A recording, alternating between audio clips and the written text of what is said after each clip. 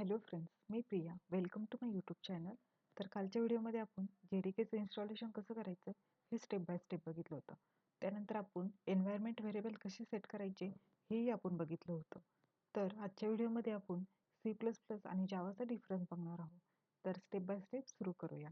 तर first difference हा आहे की C++ is platform dependent language आणि Java is a platform independent language.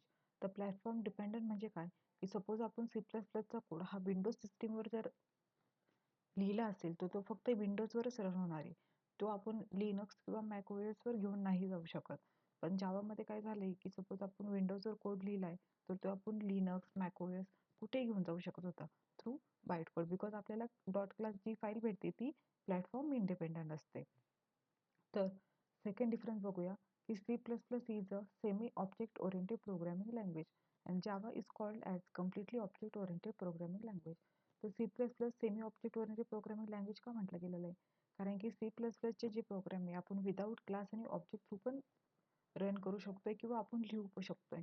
पण जावाचं तसं नाही. जावाला उप्स कन्सेप्ट सपोर्ट करतात. मी तुम्हाला जे पिलर सांगितले आहे की इनहेरिटन्स, ॲब्स्ट्रॅक्शन, इनकॅप्सुलेशन, हे सगळे काय आहे की पिलर्स आहे जावाचे आणि ते सगळे ऑब्जेक्ट आणि क्लासवर बेस्ड आहे. सो जावा ही complete object oriented programming language आहे.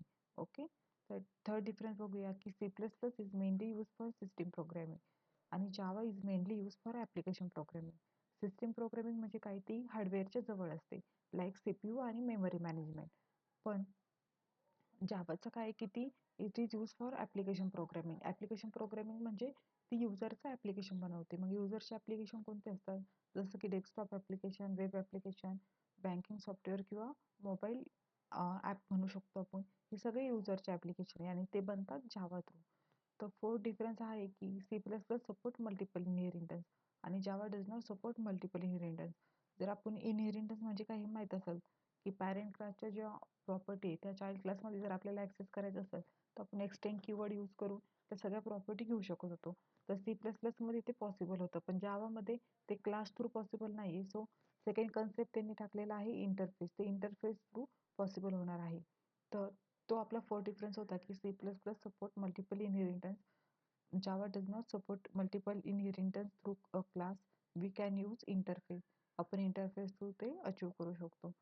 सहावा डिफरन्स होता की C++ support pointer, operator overloading आणि Java does not support pointer आणि ऑपरेटर ओव्हरलोडिंग. मी फीचर्स एक्सप्लेन करताना सांगितलं होतं की जावा ही सेक्युअर लँग्वेज आहे आणि पॉइंटर काय करतं की ॲड्रेस करतं किंवा तिथून डेटा घेतं ॲड्रेस करून. त्यामुळे जावामध्ये हा कन्सेप्ट रिमूव्ह करण्यात आलेला आहे.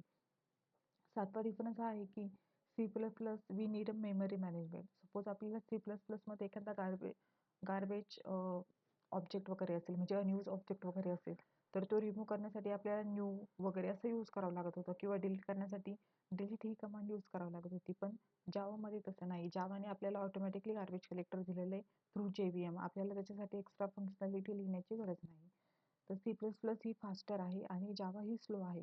तर त्याचं रिझन हे आहे की C++ डायरेक्टली मशीन लँग्वेजमध्ये कोड कन्वर्ट करते आणि डायरेक्टली रन करते. तसं जावाचं नाही. जावा काय करते की जावाचा कोड जो लिहिला तो JVMवर जातो पहिला. मग JVM चेक करतो की ते सिक्युअर वगैरे आहे की नाही, त्याच्यात जर काही गार्बेज कलेक्टर वगैरे म्हणजे अनयूज वगैरे ऑब्जेक्ट आहे का. मग ते जर असेल तर तो काय करतो, रिमूव्ह करतो आणि त्यानंतर कोड रन होतो. त्याच्यामुळे C++ ही फास्ट आहे आणि जावा ही स्लो लँग्वेज आहे.